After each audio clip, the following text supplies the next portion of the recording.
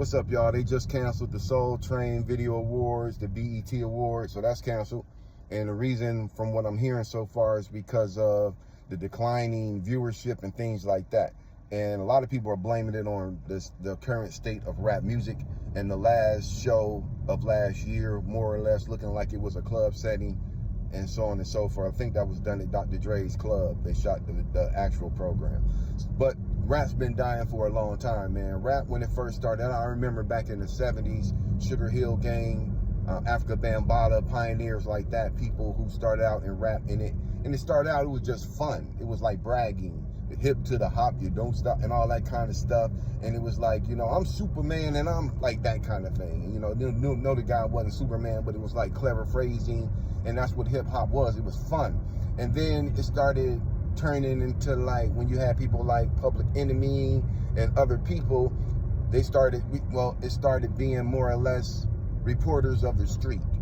They started talking about what was going on in the street and putting it in lyrical form. So they became the reporters of the street. You found out what was going on in the black community when you listened to rap. And then it went from that to where rappers like NWA and other groups like that, they started watching the drug dealers. And that's my generation. That's when I was coming into my own, my peers and myself and my brother.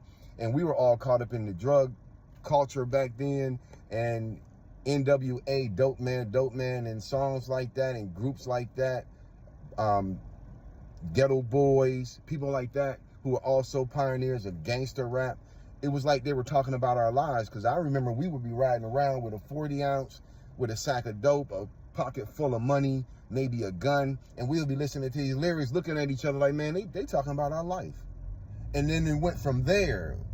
Not saying that's a good thing in rap, I'm just saying this is how the decline started. But then it went from there from rappers talking about drug dealers and other people to the rappers and the drug dealers setting the tone. And it went from art imitating life to life now imitates art. So now you got people who want to be like the rappers. You have people who listen to what the rapper says. We didn't listen to what no doggone rapper said back then, man. You was crazy if you listened to what he was saying. Or he was your role model. It was never like that. He was supposed to be a reporter of the streets, talking about the culture and explaining it, having an analysis of what's going on. It wasn't supposed to be gold jewelry, girls, women, money, clubs, killing, and all that other stuff. It was never supposed to be that. Rap has changed. You don't even have to have bars now. You don't even have to be a good rapper now. All you have to do is have a strong online presence. We got a lot of people who have a strong online presence, and they just translate that into rapping. People like, I don't know, Blueface and other people, Christian Rock. I mean, come on, man. We can name a number of other people who are not truly rappers, or people who are in the culture who just making money and making a payday.